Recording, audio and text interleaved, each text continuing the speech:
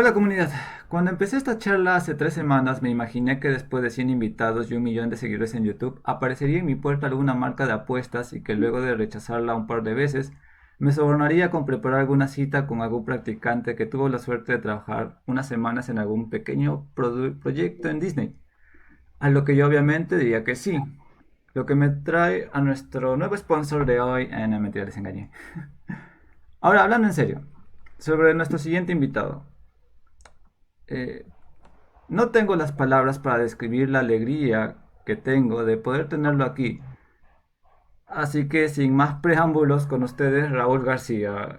Supongo que aquí se van a insertar aplausos. ¡Yay! Bueno, Raúl, empecemos por lo más interesante. ¿En qué producción tuvieron la suerte de tenerte? Bueno, según si hablamos de Disney o hablamos de otras películas, ¿no? Pero básicamente en mi etapa animador Disney empecé a trabajar en Quién engañó a Roger Rabbit y de allí pasé a los estudios de Disney donde trabajé en casi los clásicos modernos, desde Beauty and the Beast, La Bella y la Bestia, a Aladdin, que fue realmente la primera película en la que trabajé, uh, Pocahontas, El Rey León, El Jorobado de Nuestra Señora, Hércules y Fantasía. Y no creo que me deje ninguna más. Wow. O sea, estamos hablando de las películas con las cuales, por ejemplo, el que les habla se enamoró de la animación. O sea, Fantasía 2000, por ejemplo, la volví a ver justamente el año pasado cuando estuve encerrado en mi casa durante varios meses y revivió en mí lo que es el amor a la animación porque fue como... No había diálogos en muchas escenas y era todo música y animación y veías cómo ambas propuestas, tanto la animación como la música, se esforzaban y daban todo de sí para expresar este rico universo, este medio que es la animación, ¿no? Sí, yo obviamente vi la Fantasía, el original, cuando era muy pequeño y cuando vi pues la lucha de los dinosaurios o La noche en el Monte Pelado, pues me explotó el cerebro, literalmente. Con lo cual, la idea de unos años más tarde poder haber trabajado en la continuación Fantasía 2000 me pareció muy interesante y me pareció que era como recoger el testigo y continuar en el mundo de la animación haciendo algo diferente y fue para ser la última película en la que trabajé en Disney nunca pude crear una mejor despedida del estudio. Sí, pero también tengo entendido de que, bueno, me puse a investigar un poco y tuviste también la oportunidad de trabajar para la producción Hanna-Barberas, si no me equivoco. Sí, eso fue el principio de mi carrera. Ten en cuenta, yo nací en Madrid, en España, y bueno, pues obviamente España no ha sido nunca un país que se ha caracterizado por tener una tradición en animación. Sí tenemos muchos ilustradores, muchos dibujantes, maravillosos cineastas, pero realmente en animación pues nunca hubo mucha producción. Y yo siempre tuve muy claro desde pequeño que quería ser animador y que quería ser como Disney.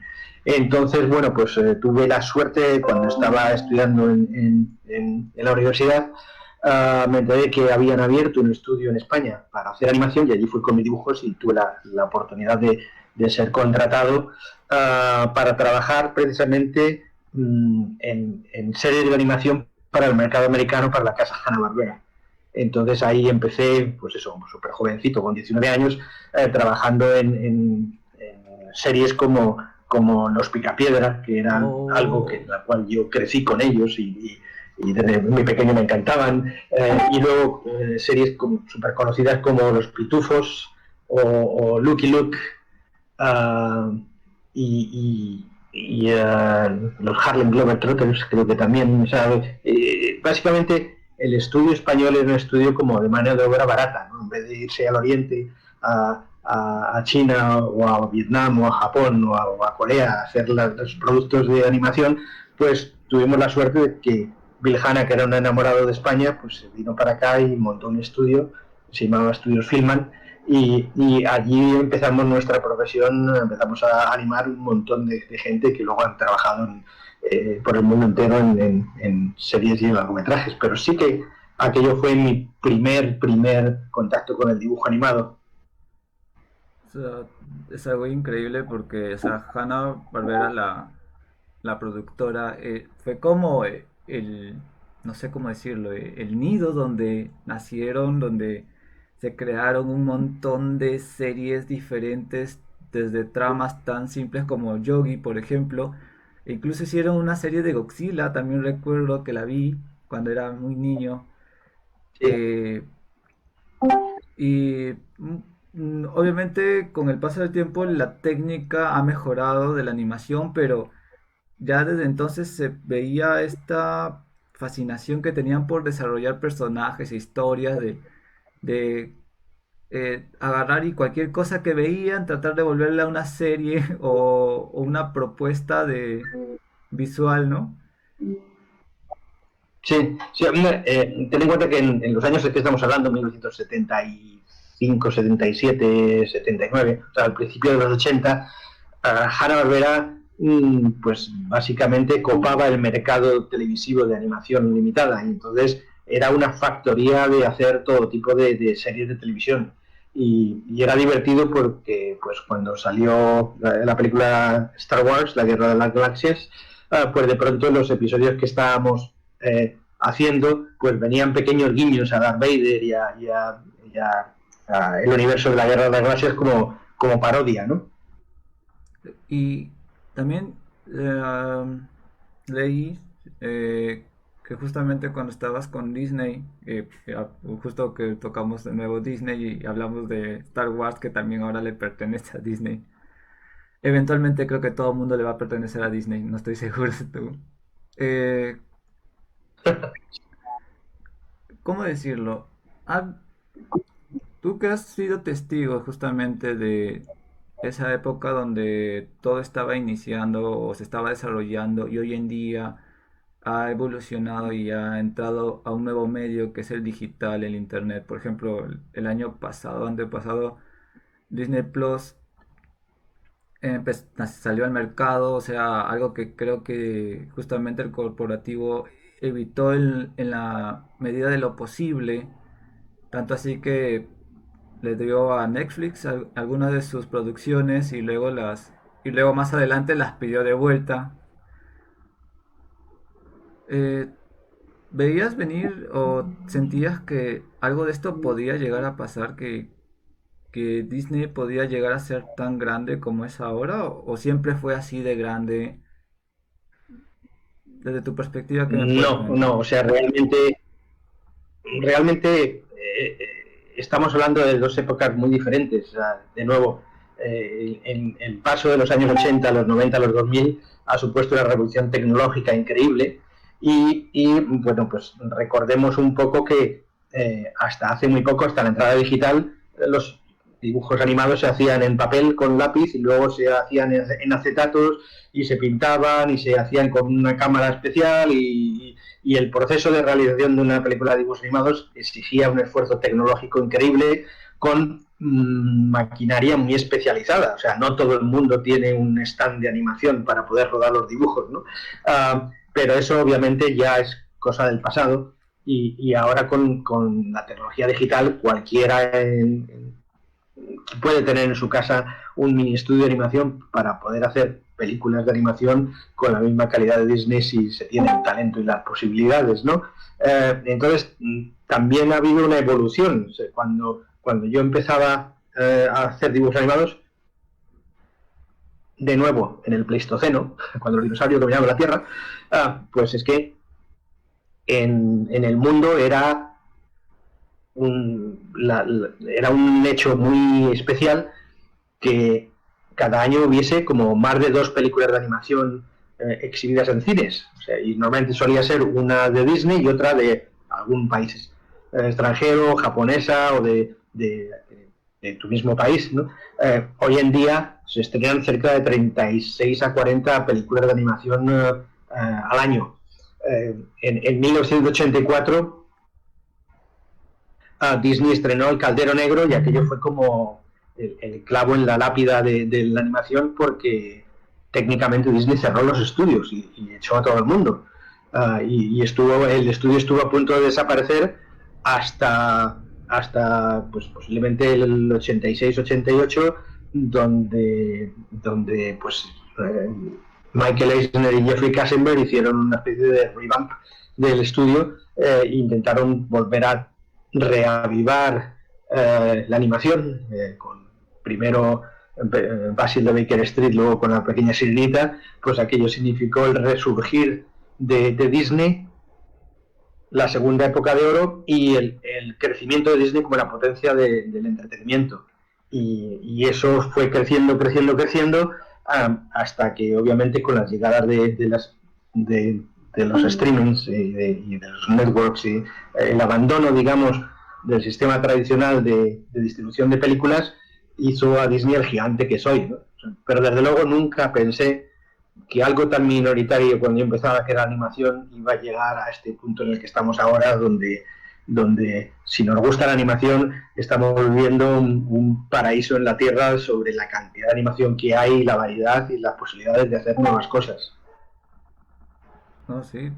Eh, Justamente la palabra democratización, por ejemplo, es algo que he estado escuchando últimamente porque no solamente la animación, está el cine, las web series y demás, o sea, los cómics, libros, muchas cosas que antes justamente eran como tenías que tener cierto nivel económico, ¿no? Para poder disfrutarlos. Hoy en día, si dispones de una buena conexión a internet, dependiendo del lugar donde vivas, puede que puedas disfrutarlo una y otra vez sin temor a que se raye, se gaste, se malogre, y compartirlo. O por ejemplo, cuando yo era más joven, había esta lucha entre la industria, las compañías y la piratería, que al final creo que al final terminaron absorbiéndolo porque, por ejemplo, antes de Spotify, por ejemplo, que es esta plataforma donde la gente escucha música online y no paga por escuchar la música, existió esta otra plataforma, que ahorita ya me olvidé su nombre, que el dueño, el creador de esta, fue demandado por Sony, por no sé quién, porque estaba distribuyendo música ilegalmente y todo lo demás, pero al final su idea fue la idea millonaria. Fue lo que creó lo que es el futuro, básicamente, lo que es ahora, lo que está viviendo, lo que está aprovechando. Los conciertos, por ejemplo, ya no existen y han tenido que aprovechar redes sociales como Instagram y Facebook para poder hacer conciertos, y el mundo está cambiando y posiblemente mañana nosotros seamos la potencia. No, no, tal vez sea demasiado soñar. Pero volviendo al tema, eh, Disney, bueno, Disney es una de las productoras que se está peleando por decir que fue la que inició lo que es el storyboard, que es justamente la temática de todo esto. Mi duda es, eh, a pesar de que ha pasado el tiempo y la tecnología ha mejorado justamente la producción y elaboración, ¿tú crees que en esencia el storyboard ha tenido algún cambio en particular? ¿O sigue siendo lo mismo desde 1930 que se desarrolló el primer storyboard hasta hoy en día? Casi 100 años. Sí, obviamente, dentro de que sigue siendo lo mismo, es decir, el storyboard es el esqueleto sobre el cual se construye la película, ha cambiado obviamente en la sensibilidad y la forma de narrar que se tiene ahora, ¿no? Ten en cuenta que antes de que Disney utilizara el storyboard, los dibujos animados se hacían un poco así improvisando. Es decir, al jefe del estudio se le ocurría: vamos a hacer una película que trate sobre nuestro personaje que va al zoo. Y entonces los animadores se iban a su mesa de dibujo y animaban gags que se les ocurría, y luego los ponían todos juntos y ahí está la película. Ya está.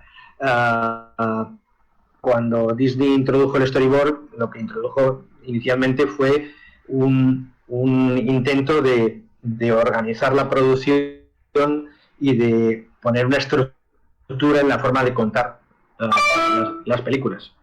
y eso creo que fue un paso muy importante porque obviamente el proceso de hacer una película de animación es muy caro y para hacer un storyboard solo se necesita realmente papel y lápiz. O sea, es el proceso, digamos, más barato de realizar una película antes de meterse en lo que significa el proceso de animación, el proceso de diseño, etcétera, etcétera.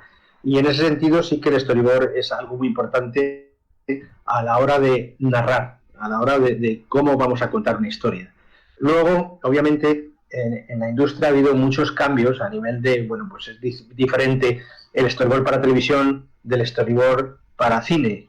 Es diferente el storyboard basado en un guión que el storyboard basado en una situación.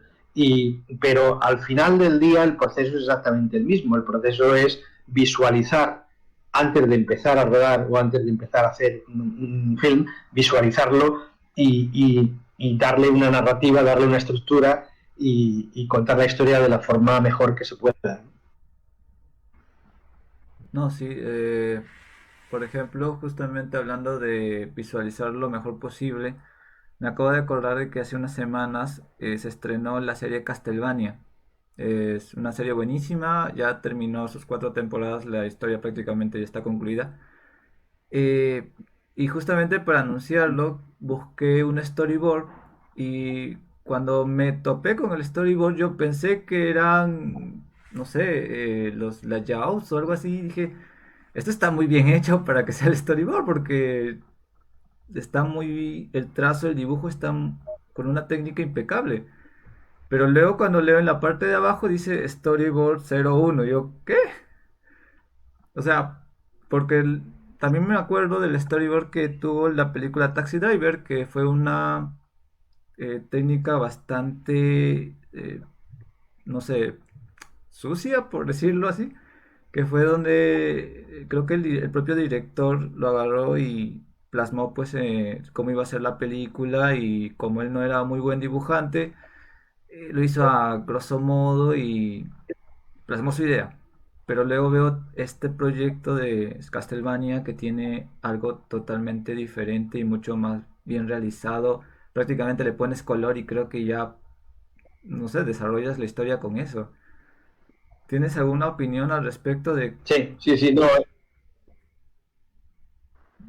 obviamente el proceso de storyboard ha evolucionado muchísimo y esto es reflejo de la necesidad de producción. Es reflejo primero de un intento de producción, de controlar la producción cuanto más. Ten en cuenta que en el sistema industrial en el que trabajamos es muy raro que el mismo estudio que haga el storyboard o que haga la preproducción o el diseño de personajes o la historia acabe animando esa serie.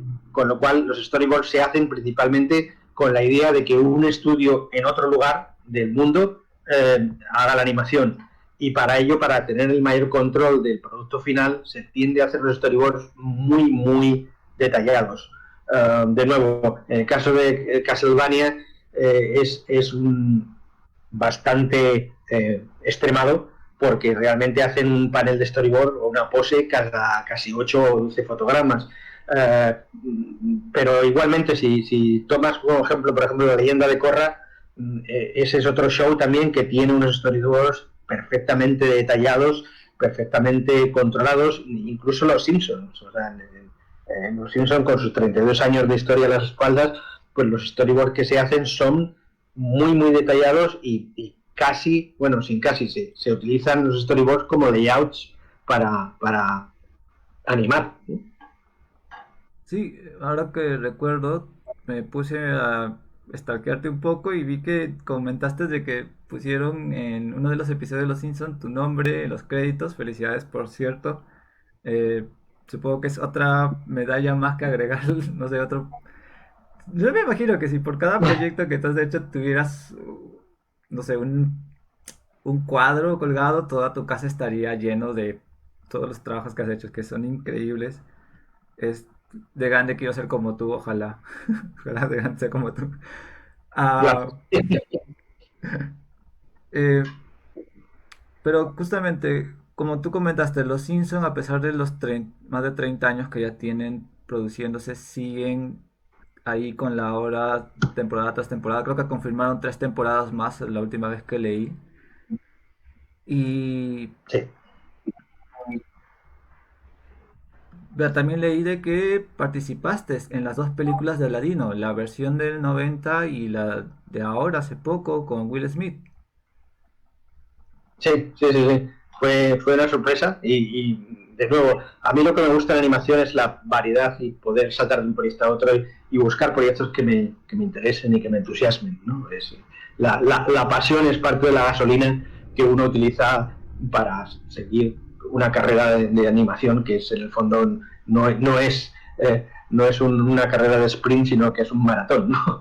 Entonces, bueno, pues tuve el placer de trabajar en Disney, en el original Aladino, y la diferencia de otros estudios y de Disney es que en animación 2D, mientras que en otros estudios se trabajaba por planos y pues si tú como animador te daban un plano y en el plano había 4 personajes o 40 o 20 o 2, pues te hacías todos los personajes. Pero en cambio en Disney la diferencia en la animación, la diferencia de trabajar es que tú como animador te asignaban un personaje y ese era lo único que hacías de toda la película. Entonces yo tuve la enorme fortuna de trabajar en el genio de Aladdin eh, durante toda la película. Es todo lo que hice en Disney en esa película, ¿no?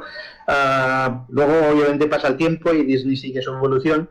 Y curiosamente, pues cuando empezaron a hacer la película de Aladdin en imagen real, pues me llamaron para ayudarles con la animación en este proceso que es el previs, postvis, y entonces tuve que de alguna forma reanimar de nuevo al genio, pero esta vez teniendo en cuenta que luego mis dibujos iban a servir como referencia al equipo de animación CGI para añadir el cuerpo y las facciones de Will Smith.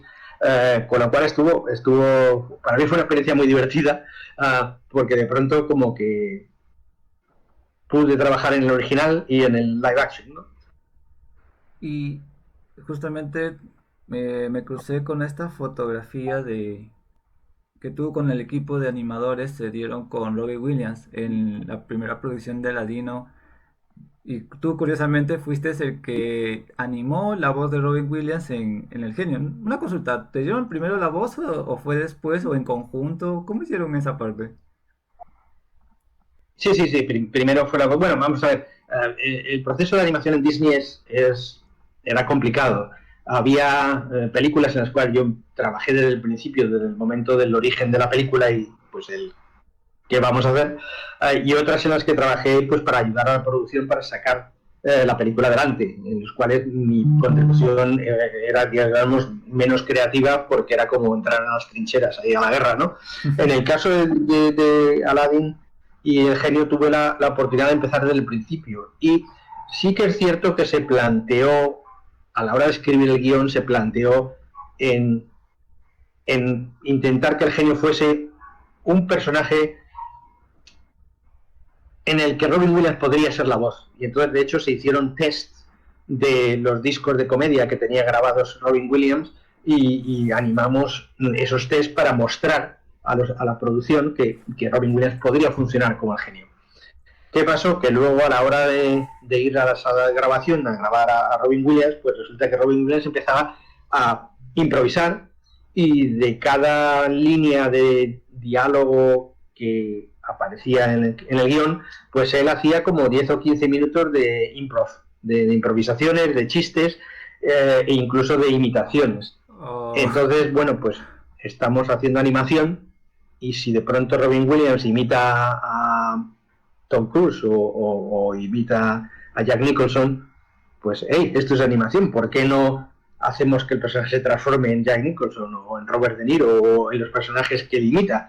Y eso significó un cambio total en la dirección de la película porque, pues, gracias al talento de Robin Williams, los animadores pudimos hacer algo totalmente imposible y que no estaba en el guión y que llevó la película como a otro nivel. sí, o sea, sí me acuerdo y es una cosa hermosa. El tipo es un actorazo. Bueno, era un actorazo. Y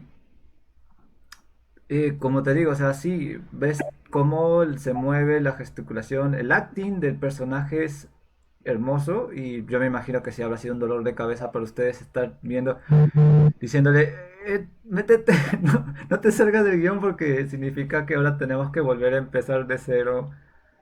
También supongo que el storyboard se habrá dejado de lado en ese momento. Sí, el storyboard cambia totalmente, continuamente. O sea, aparte que yo creo que uno de los héroes de que nadie hace caso en la película de, de, de Aladdin fueron los montadores de sonido. O sea, ten en cuenta que lo que tú oyes en la película del diálogo de Robin Williams no es un take solo, sino que son trocitos de 4, 5, 6 takes puestos juntos y para que formen una línea de diálogo coherente. Y eso me pareció que era increíble. Y claro, el problema era en que los storyboards se tenían que revisar continuamente pues para adaptar todos esos cambios que Robin Williams introducía en el guión, ¿no?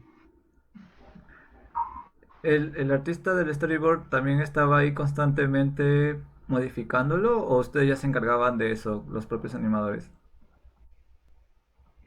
Parte estaba continuamente modificándolo y luego parte el director de animación, supervisor del personaje que era Eric Goldberg, pues también contribuyó al storyboard y contribuyó como a cuando nos daban las escenas para animar, indicarnos de alguna forma cómo nos podíamos desviar del storyboard y hacer nuestra animación más interesante.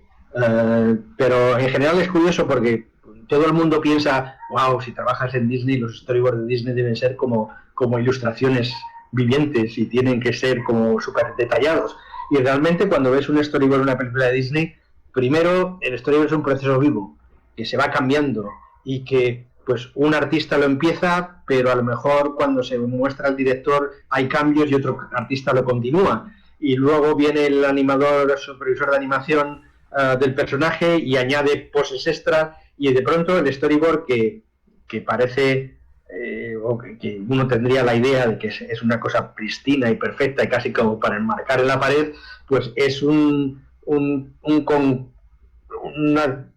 conjunto de viñetas hechas de diferentes estilos, de diferentes formas. Hay storyboards en los cuales es básicamente stick figures, o sea, palitos y redondelitos indicando dónde están los personajes. Sí. Y es un verdadero shock para los que amamos Disney el encontrarse a la hora de la verdad de trabajar en Disney, de que el storyboard es algo tan fluido en Disney, ¿no? Se busca narrar la película de la forma más efectiva, nadie se preocupa de parecidos o de perspectivas o de modelos, sino que es narrar la película. Y luego una vez que la película está bien narrada, entonces ya es cuestión del artista de layout o del artista de fondo de hacer un fondo maravilloso y un layout con una perspectiva increíble y todo eso, ¿no? Y bueno, ya que estamos hablando, bueno, nunca hemos dejado de hablar de Disney, pero quiero aprovechar porque conocí a unos chicos que están iniciando su productora y están con recién su primer proyecto, están ilusionados y quieren, pero no se han informado lo suficiente y tienen esta duda de si ellos quisieran proponer algún proyecto para Disney, podrías darle algún consejo a estos chicos?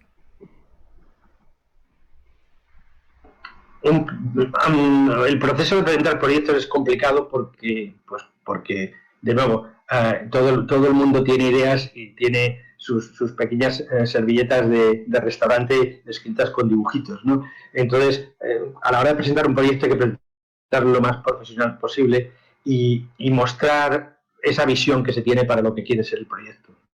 Entonces, desde ese punto de vista, es importante tener una buena biblia gráfica con un buen diseño de personajes, con mostrar gráficamente el look de la dirección de arte o el aspecto de la película o del proyecto, mostrar momentos claves de ese proyecto para que sea fácilmente comprensible y para que sea muy visual, para que la gente, el proyecto entre por los ojos, ¿no? Que al fin y al cabo es lo que estamos haciendo, estamos trabajando en un medio visual, ¿no? Totalmente. Y algún consejo que tú digas, oye, si vas a hacerlo, no te recomiendo que no hagas esto por nada del mundo. O no sé si tendrás algún consejo de qué no hacer por ahí guardado. Mm, Hombre, vamos a ver, estamos hablando de un proyecto en general, o sea, de la idea que todos tenemos en la cabeza que va a ser mejor que Star Wars y que va a producir un franchise de tipo Harry Potter que nos hará a todos ricos y famosos, ¿no? Ujú. Es complicado, o sea, yo creo que el proyecto se debe de presentar en la forma más concisa posible. O sea, de hecho, imaginaros por un momento que entráis en un ascensor y de pronto Steven Spielberg está dentro del ascensor, Uf. él se baja en el segundo piso y vosotros bajáis en el tercero. Con lo cual tenéis como 60 segundos para presentar a Steven Spielberg el proyecto y enamorarle. Y eso yo creo que es la clave. El mayor problema que existe cuando uno hace un pitch es que está tan ilusionado y tienes tantas ideas en la cabeza que de pronto no es, o sea, el pitch de Aladdin, ¿no? Diamond in the Rough, es un diamante en bruto que tiene que encontrar su joya, ¿no? Pero si empiezas, no, y es que es una historia de un personaje que, bueno, no es un personaje, es un ratón y bueno, vive en un campo, pero entonces encuentra un tesoro, pero viene el malo que es, y claro, así no hay forma de presentar un proyecto porque no le presentas la idea clara de este es el personaje de un ratón que para salvar a su familia tiene que encontrar un diamante y, y, uh, y venderlo a mejor postor, yo que sé. Ya, y hablando de producir, también me acuerdo que leí, ¿no?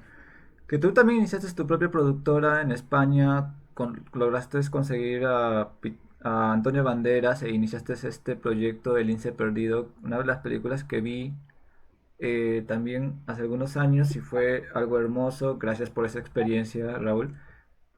¿Puedes comentar alguna anécdota de Gracias. lo que es iniciar algo tú mismo desde cero y realizarlo? Sí, es una pesadilla.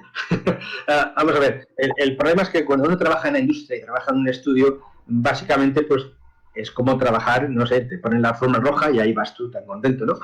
Y todo está preparado y la producción se supone que te cuida y tienes todos los lápices del mundo para poder trabajar con ellos y todo está previsto para que la película funcione. En el momento que tú te sales de esa industria e intentas hacer algo por ti mismo, tienes que empezar desde el cero.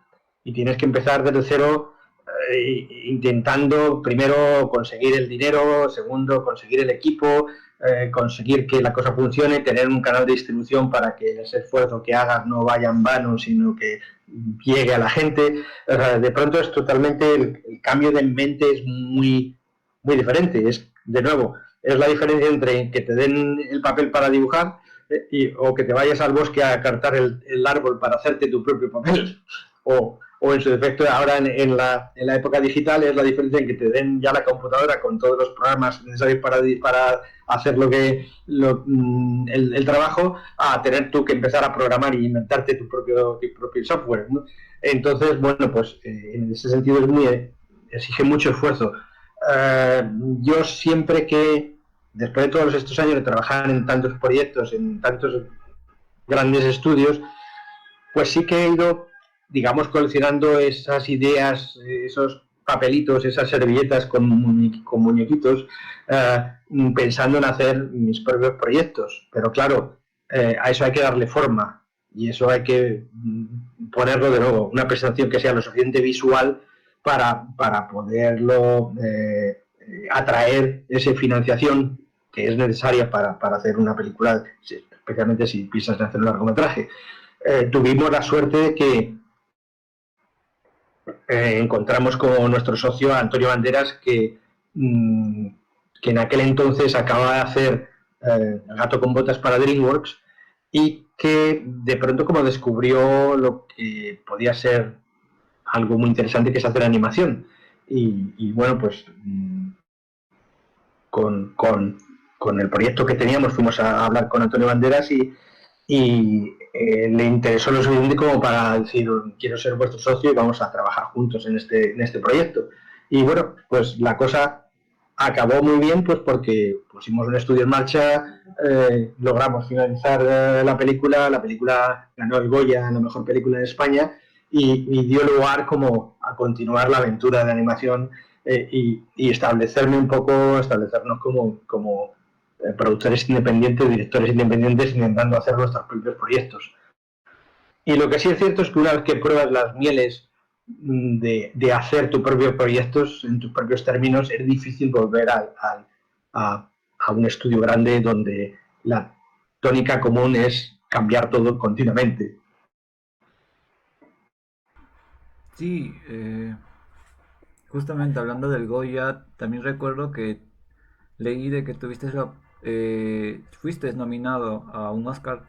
Uno de tus proyectos fue nominado a un Oscar, La Dama y la Muerte. Es un corto que vi hace tiempo. Te juro, o sea, he visto muchos de tus proyectos y no sabías que eras tú. Yo como, después de leerlo, digo, ¿cómo de? Este es mi ídolo. ¿Qué sé acá? ¿Cómo lo encontré? Y... Sí, la Dama de la Muerte fue como la continuación de intentar mantener el estudio y fue dirigida por Javier Recio y nosotros pues producimos con el estudio con Antonio Banderas y bueno, pues tuvimos la suerte de que fue candidata al Oscar, no llegó a ganar ese año, pero aquello sí que funcionó y significó un antes y un después a la hora de intentar conseguir desarrollar más proyectos y seguir trabajando. Y de alguna forma, mi siguiente proyecto después de aquello fue Extraordinary Tales, que fue un proyecto totalmente loco porque era animación de terror, o sea, hacer una película de terror basada en cuentos de Edgar Allan Poe. Y bueno, pues aquello fue. Yo pensé que tras el estudio siendo nominado para un Oscar y el Goya de Lince Perdido y todo esto, la cosa sería mucho más fácil. Pero realmente siendo independientes cada proyecto es empezar desde cero y en este caso pues me tomó 9 años en terminar la película de Extraordinary Tales, ¿no? Wow. Y bueno, justamente estoy diciendo que esta me lo tiré mucho. El mes pasado, si no me equivoco, se celebraron los Oscars, ¿no? Y leí una noticia donde decían que ya no tienen la presencia que tenían en un inicio, ¿no? Los Oscars poco a poco están empezando la gente a no verlos y parece que aún su relevancia, si bien existe, ya no es tanta como antes. ¿Tú crees que estos premios que se dan al cine y la animación en general eh, tienen la misma importancia que antes? ¿O ya tú crees que eventualmente va a haber un punto donde alguien dirá, gané un premio y digan, ah, ya? O sea, los Simpsons incluso creo que se burlaban de eso cuando Homero ganó un Grammy. Mm. Entonces, ¿tú crees que eventualmente sea normal tener premios o ya no tenga esta presencia que tenían antiguamente? Sí, hombre, vamos a ver, los Oscars son unos premios antiguos, pero por otro lado es el premio que todo cineasta quiere ganar, ¿no? Pero Ujú. también es verdad que ha cambiado todo mucho. O sea, antes ganar un Oscar hacía carreras. Y de hecho la animación y en cortometrajes sigue siendo una buena forma de mostrarte al público. Lo que sí es verdad es que pues, los premios en general dejan de tener mucha más relevancia ahora. Pues yo creo que por las redes sociales, ¿no? Te cuenta cuando no existía el Internet y cuando no existía esta Instagram o esta posibilidad de contactar directamente con tus ídolos y con la gente que admiras y estar al corriente de todo lo que hacen en el minuto que hacen algo, pues obviamente una ceremonia como los Oscar era como el epítome del glamour y la posibilidad de ver a esos actrices y esos actores que admirabas y que solo podías verlos en el cine. Hoy en día eso no pasa. Hoy en día, de nuevo, gracias al Internet, eh, pues si sigues a un actor que te interesa o a un músico o a un artista que te interesa, puedes saber exactamente qué es lo que hace, qué es lo que desayuna, qué es lo que viste, qué proyectos Ujú. tiene, qué proyectos va a tener, o sea, todo. Todo. Entonces, desde ese punto de vista, pues realmente una ceremonia tipo Oscar ya no es tan relevante, pues porque da un poco igual, ¿no? Es casi como millonarios dándose premios a otros millonarios, ¿no? Sí. no, no, no es tan importante. A nivel de nuestro campo de animación, pues sí que es un escaparate muy, muy grande y sí que te da un impulso y te da la posibilidad de hacer otras cosas y de poder acceder a esa industria que cada vez es más, digamos, cerrada, aunque intente ser muy diversa y muy amplia, ¿no? No, sí. Por ejemplo, dentro de poco creo que se van a, o ya no estoy seguro de la fecha, pero este mes eran los premios Quirino, eso me acuerdo, que es de la Sí, animación. sí, sí, es la semana que viene, quiero recordar. Entonces, si tienen la oportunidad, véanla y difúndanla. Curiosamente se llama Quirino porque se considera uno de los primeros animadores que hicieron una película, si no me equivoco. El problema está en que es muy confuso porque Sí, es la... el primer animador que hizo un largo. Ujú. Perdón. No, digo, es que es un poco confuso porque la película la quemaron, tengo entendido, en los 60 cuando hubo un problema en Argentina, y no hay como evidencia más allá de pequeños cortos que se salvaron por ahí, ¿no? Sí, sí, pero fue el primer animador que hizo animación en Argentina y uno de los primeros del mundo. Lo que pasa es que, de nuevo, pues todo su material se perdió, ¿no?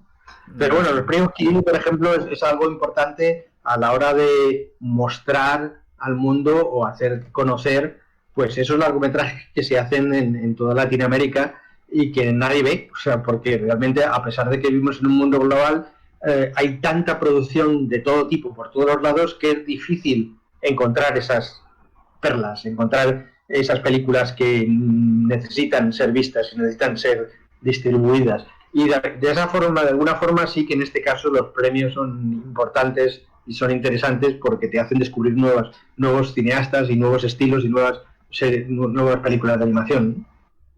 Ah, un chico llamado Chris Pesantes dice cómo fue la experiencia de producción en Roger Rabbit, en quién engañó a Roger Rabbit. O sea, yo me imagino que haber sido Eso, una sí, cosa de sí. locos porque es live action y animación los dos a la vez conviviendo. ¿Cómo fue?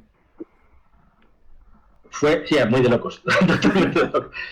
Ten en cuenta de nuevo que, bueno, primero, Roger Rabbit fue algo muy especial en mi vida porque fue la primera vez que pude trabajar con Disney de alguna forma. La película se hizo en Londres, pero los estudios eran estudios Disney asociados con los estudios de Steven Spielberg. Entonces fue una coproducción como Amblin, Steven Spielberg y Disney.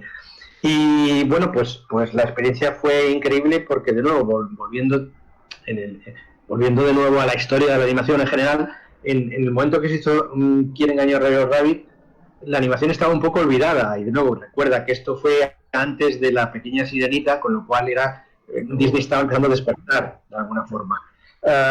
Y luego la animación estaba dirigida por Richard Williams, que fue un héroe de mi infancia. De hecho, cuando yo estaba trabajando en Hanna-Barbera, mi primer viaje al extranjero fue a Londres y ni corto ni perezoso me presenté en el estudio de Richard Williams sin saber nada de inglés, en plan, hello, me animator, like you, great, wonderful, ¿no? y soy Richard yo Williams fue súper. mañana más.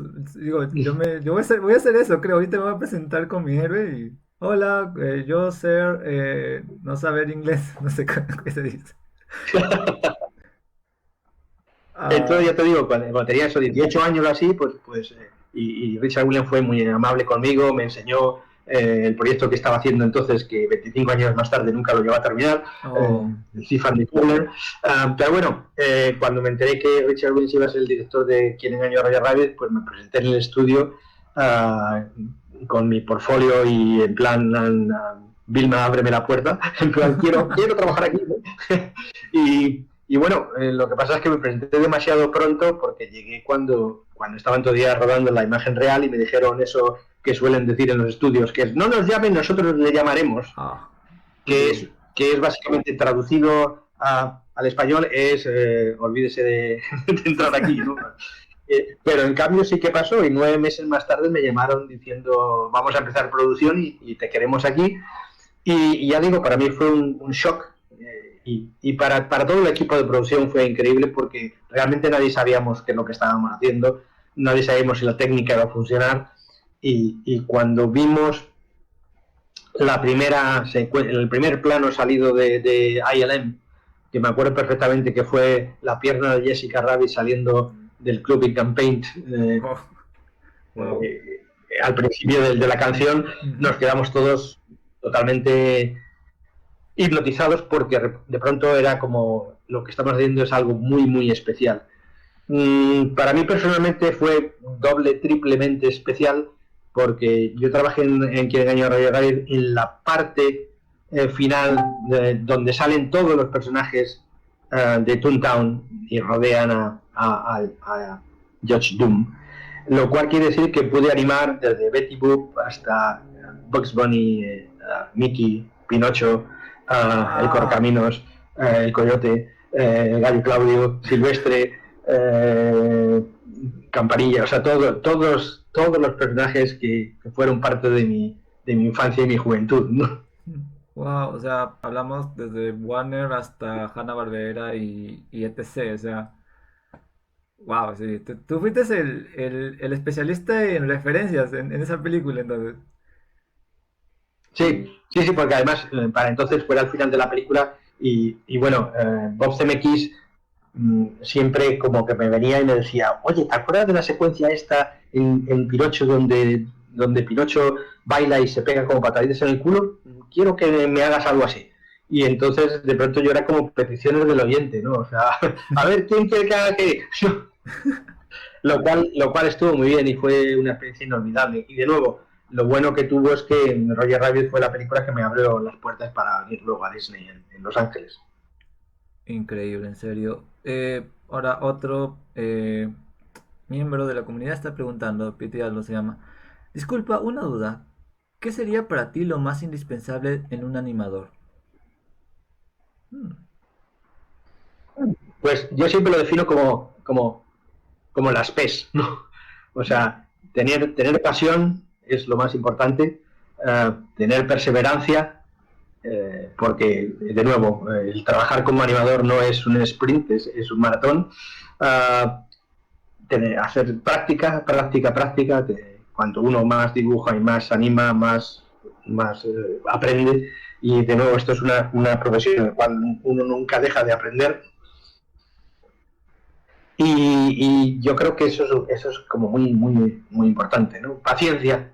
La otra P que me queda por ahí es paciencia, porque, de nuevo, a alguien con dos dedos de frente le dices que trabajas como animador, con lo cual quiere decir que por cada segundo de animación haces, a cada segundo de movimiento haces 24 imágenes o incluso mm, 12, y la gente no lo entiende lo que haces, ¿no?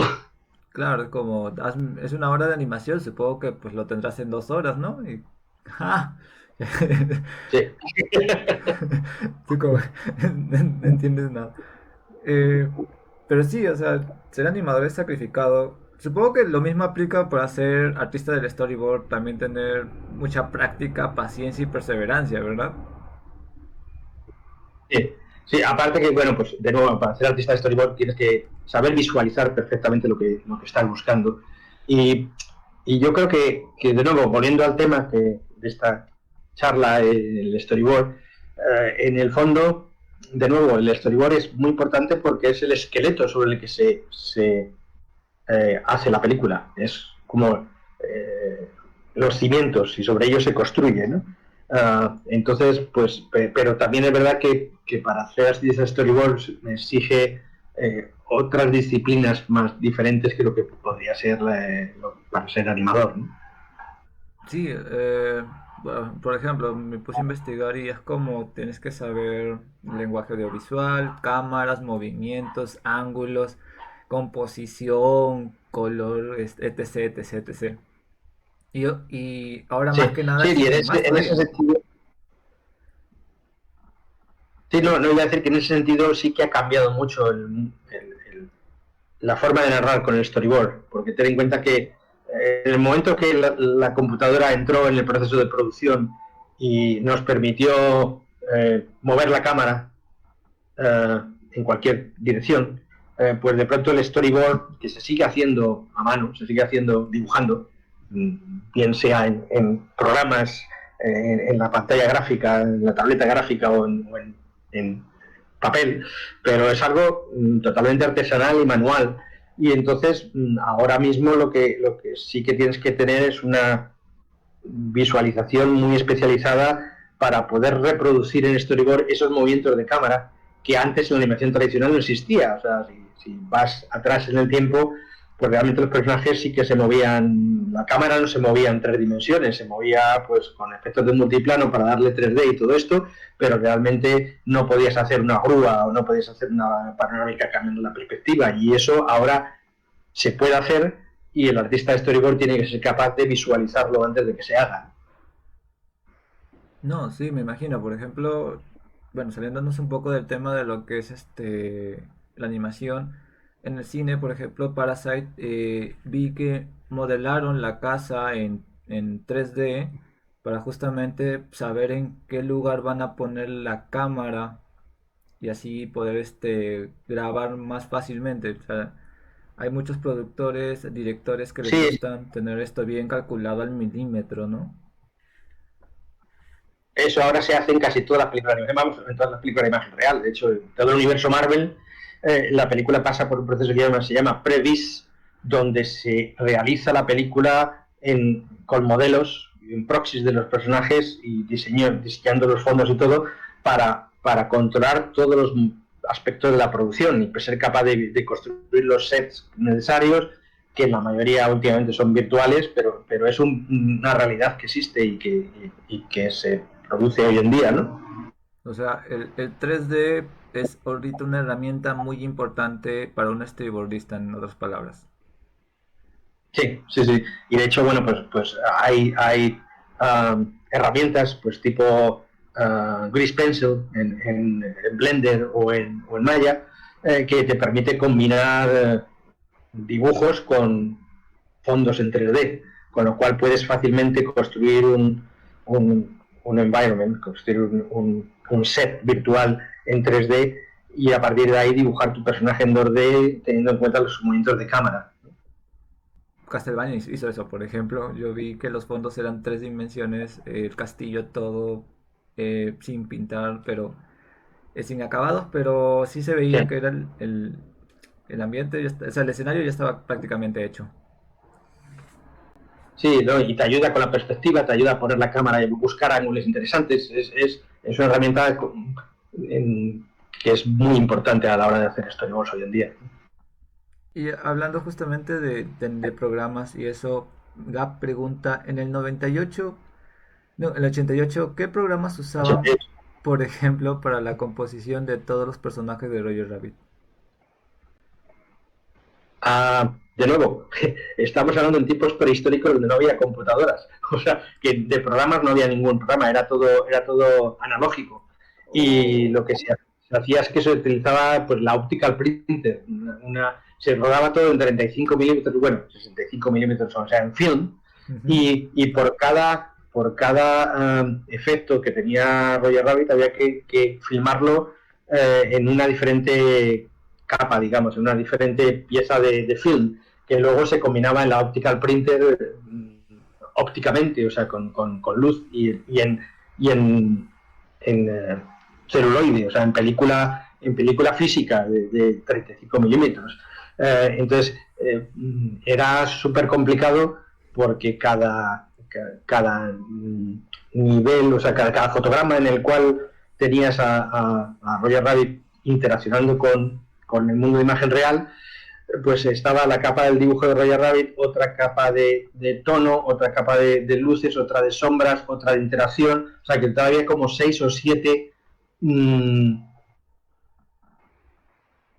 6 o 7 trozos de film que había que juntar en esa optical printer para producir el efecto final. Que Wow. esto básicamente hoy en día con After Effects se hace en un minuto, pero entonces digital, o sea, analógicamente hablando, era súper complicado, ¿no? O sea, sí, yo me imagino que, no sé, yo por ahí vi que usaban cámaras, fotografía, era como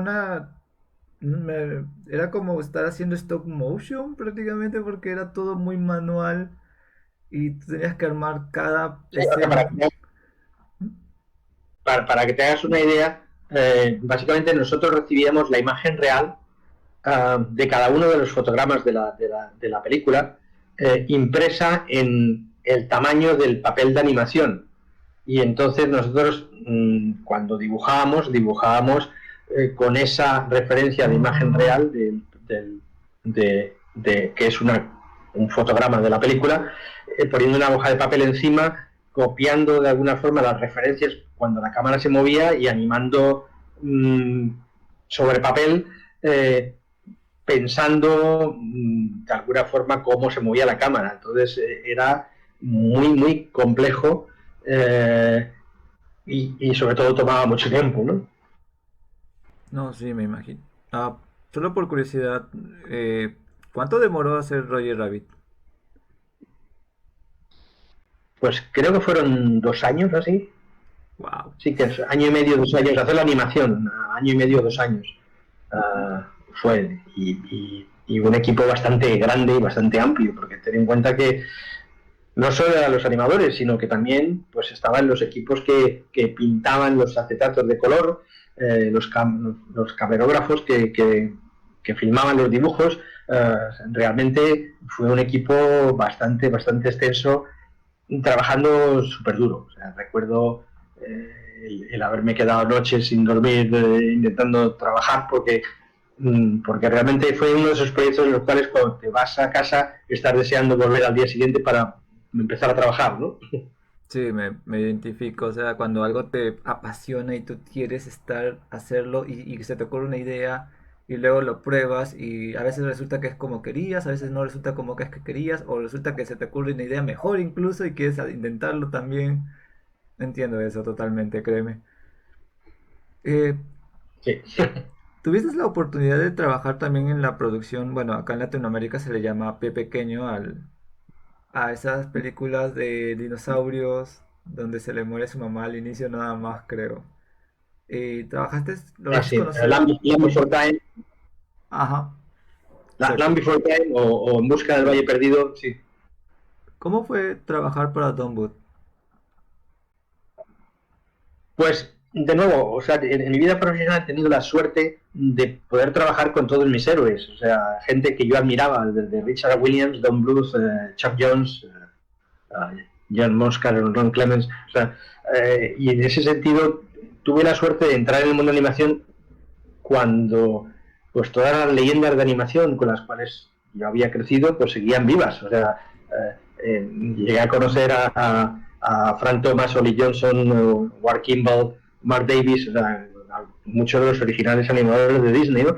Y en el caso de Don Bluth, a mí una de las películas que me impresionó mucho cuando empezaba en el mundo de animación fue El secreto de Nim, con lo cual de pronto trabajar con Don Bluth en Land Before Time para mí fue como, wow, esto es increíble, y fue también una especie de sueño hecho realidad. Es como tienes lo que dicen los americanos de bucket list y vas tachando cosas que te gustaría hacer en el mundo de la animación, pues de pronto trabajar con Don Bluth, pum, hecho, ¿no? La película fue complicada, pues porque se hizo en Irlanda, en un estudio totalmente internacional, con un montón de animadores de todos los países, y fue interesante el trabajar con Don Bluth porque en ese sentido Don Bluth es muy, muy específico sobre lo que quiere, y su forma de llevar el estudio era casi como algo muy especial, donde según él te iba a enseñar el secreto de la animación clásica, y era como se autodenominaba de alguna forma el continuador de la tradición Disney. Entonces los estándares de calidad eran muy, muy altos, y había que estar ahí pues a la altura de las circunstancias para lograr una película pues como En Busca del Valle Perdido, ¿no? Sí, uff, no, o sea, me imagino, aparte, bueno, aún sigue siendo exigente hacer animación a pesar de las facilidades que hay, pero en ese tiempo también tenías que tener una destreza manual, por así decirlo, increíble para no equivocarte, porque no es como ahora que control Z, bueno, ahí es, te equivocas, puedes deshacerlo todo. Eh, Sí. bueno, yo por mi parte me estoy quedando sin preguntas, más allá de, bueno, una pregunta puntual que me llama la curiosidad es que, por ejemplo, me enteré que en el 2001 se fue al más allá uno de los fundadores de Hanna-Barbera, el señor Hanna, y que después de justamente que se Sí, fue, Hanna-Barbera prácticamente cerró sus puertas, se disolvió y la marca nada más es lo que queda hoy en día. ¿Qué sentiste cuando eso pasó? pues eso fue el fin de una era de alguna forma. O sea, de nuevo, mi conocimiento de Hanna-Barbera viene de los tiempos de Tom and Jerry y los cortos que hicieron en los años 40, ¿no? Y aquello, pues siempre pues, eran unos estándares de calidad increíbles. Luego, a la vez, la posibilidad de haber trabajado en Hanna-Barbera y haber conocido a Bill Hanna, pues también pues, es algo para mí que fue muy importante. Y bueno, pues obviamente cuando uno de estos personajes desaparece, es como que desaparece un trocito de historia. De nuevo, es cuando los 9 ancianos de la animación, los Nine Old Men de Disney, pues empezaron a desaparecer uno detrás de otro. eh, Eso dolía, porque de pronto está desapareciendo la historia de este mundo, la historia de la animación y del medio en el que te trabajas. Tuve la oportunidad y el gran placer de trabajar con Chuck Jones, y cuando Chuck Jones falleció, fue como la muerte de alguien de la familia, ¿no? Entonces, y ese sentimiento de se nos ha ido grande. Lo mismo con Richard Williams. Cuando Richard Williams murió hace unos cuantos años, de pronto era como un trocito de mí se ha muerto también, porque todos estos han sido personajes que han influido en mi sensibilidad artística y que han influido en mi vida y que los he tenido siempre como mis héroes, ¿no? Bueno, yo tengo la suerte de estar conversando con uno de mis héroes hoy, así que tachado de la lista. No, No, gracias por en este chat que estamos haciendo, porque es divertido compartir uh, las aventuras de lo que supone seguir en animación después de estos tiempos, ¿no? no, sí, y yo solo quiero recalcar que si bien es cierto que un pedazo de la historia se va con ellos, lo que dejan queda para la posteridad. O sea, hoy lo que es la Sí. animación, hoy personas como yo que aman esto justamente nace porque personas como Richard Williams, como, no sé, los 9 ancianos, como le dicen, ¿no? Incluso tú, Raúl, mismo Mm. nos compartieron esta pasión, nos mostraron lo que es posible y hicieron que naciera en nosotros este amor que solo hace que queramos también ser como ustedes o incluso mejor aún superarlos.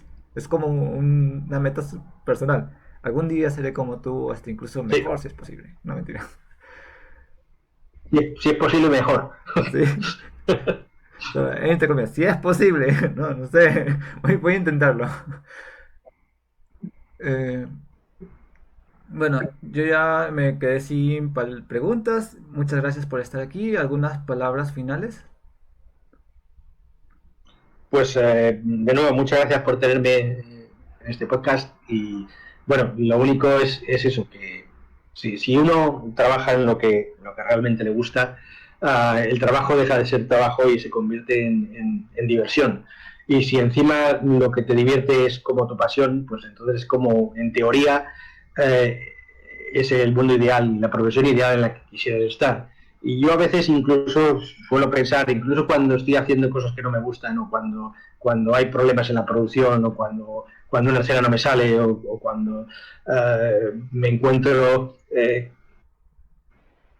desanimado, nunca mejor dicho, pues siempre pienso que a la hora de la verdad estoy trabajando en lo que me gusta, en lo que siempre me gustó y en lo que cuando yo era un niño de 6 años quería ser, que es animación. Y en ese sentido creo que nos sentimos todos súper orgullosos de poder hacer lo que queremos y lo que nos gusta, ¿no? Y eso es algo muy importante que no toda la gente puede decir, ¿no?